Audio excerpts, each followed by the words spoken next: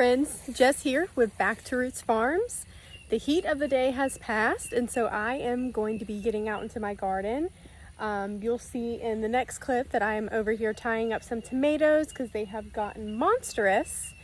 You can see this one specifically in the background. She is big and beautiful and we love her. But yes, I had to tie them up because with the weight of some of the fruit that is starting to set in on it, it is now falling over and needs that extra little bit of support. And so what we use to tie it up is going to be these kind of soft bendable wires.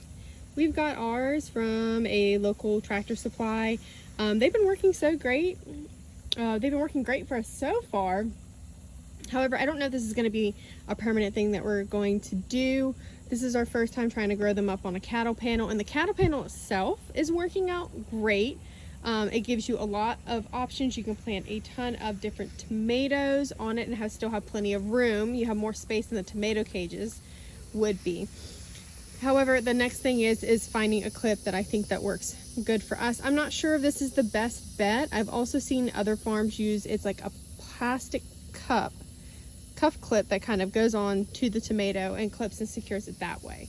So we might end up trying that next year. A moment of appreciation for the holy basil.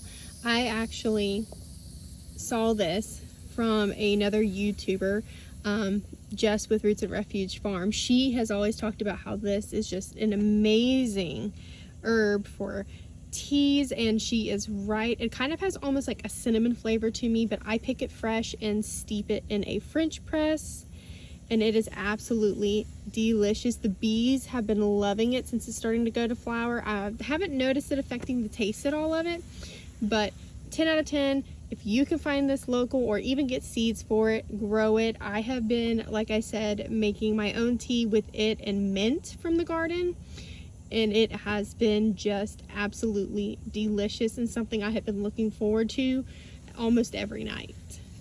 But I'm sure you saw from part of the other video that I have some beautiful tomatoes that are ready to harvest, and I'm actually going to tell you guys a little bit of a controversy in the tomato world as to when you can harvest your tomatoes.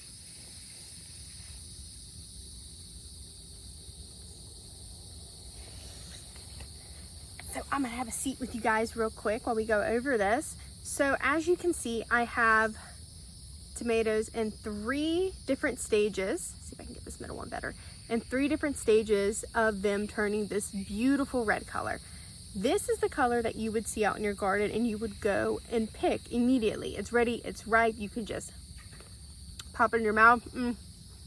These are super sweets, 100s, and they're 10 out of 10, great. But while you can enjoy that tomato, you can also pick this tomato that is starting to get just the teensiest bit of color in it, and it is still going to be able to ripen on your counter and still have that garden fresh taste.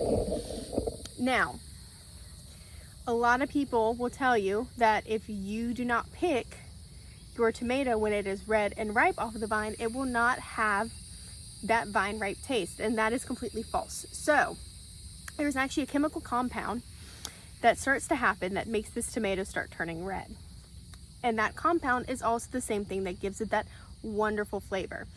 While a majority of what is going to be in commercial farming is going to be picked while green, which is why you have that disappointment taste in it versus having a garden fresh one, as soon as this color starts to pop up is what's going to give it the garden fresh taste, the off the vine taste that everybody loves. The chemical, I might mispronounce it, being Southern, we mispronounce a lot of stuff, so bear with me. But the chemical compound that happens is called ethanite. Sorry, I had to go take a pause to go look that up because I knew it was saying it wrong. It's ethylene. So the ethylene, as it breaks down, is what's going to take it from this, and then I'll pluck another one off, eventually to this. So knowing that, and knowing that that is the stage that is your tomatoes in, is going to produced regardless if you pick it now and regardless if you pick it now. That chemical breakdown is already happening within the tomato.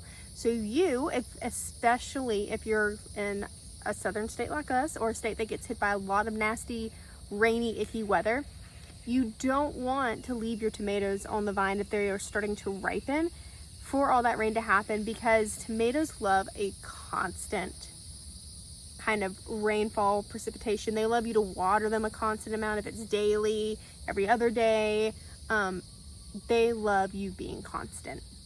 When you get that flux of rain, you are very likely going to have tomatoes that are going to start splitting. And while you can totally still enjoy those tomatoes after they split, a lot of people end up tossing them thinking that they're waste when they're not. And a lot of people are too scared to pick them at this stage when it is totally fine. You're going to save your harvest. You're going to end up with still the same wonderful fruit that you would if you let it ripen on the vine.